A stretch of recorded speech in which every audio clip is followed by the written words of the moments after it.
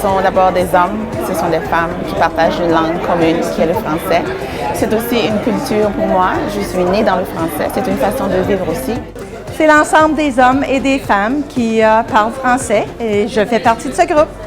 Être capable de parler, de communiquer en français et aussi d'avoir un désir de s'immerser dans la culture francophone.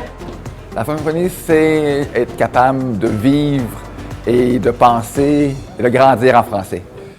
La francophonie, pour moi, c'est une manière de vivre, c'est une culture, c'est mon passé et aussi mon avenir. Alors pour moi, la francophonie, c'est qui je suis.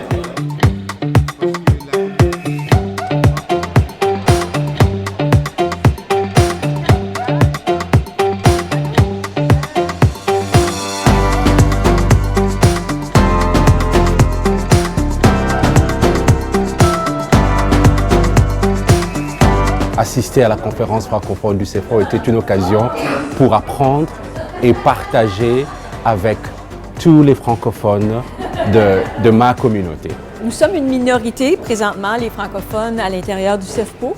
Et comme minorité, je crois que c'est important de s'assembler pour retrouver notre force. La raison pour laquelle je suis venue, pour avoir plus d'informations dans le milieu francophone et me rencontrer aussi avec du monde francophone. C'est notre deuxième conférence, mais on a allé dans différentes directions. On voulait faire certain que le monde participe ensemble, comment apprendre à se connaître, parce que oui, on est dans différentes régions, mais on ne se connaît pas.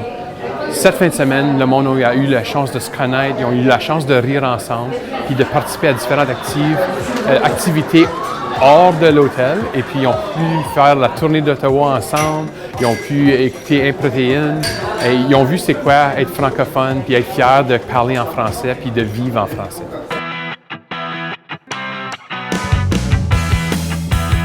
Go, go, go, go! On va gagner!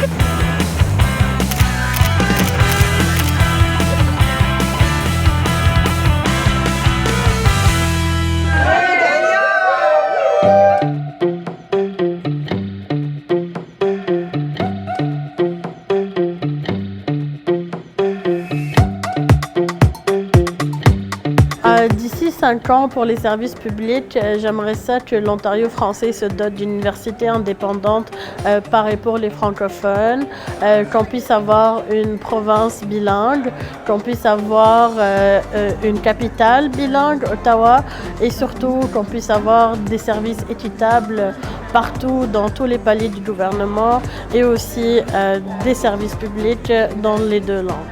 Plusieurs des membres de la CEPFO offrent des services pour le gouvernement aux francophones.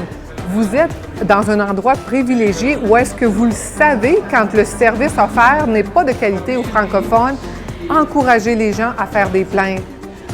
Les services publics en français sont vraiment importants parce qu'on a le droit de se faire servir dans notre langue et c'est un droit qu'on a de se faire servir, puis avoir les documents aussi dans notre langue. Fait que souvent, c'est pas toujours respecté puis je trouve ça bien dommage. Les écoles, nos enfants, si on n'a pas les écoles francophones, notre culture va disparaître.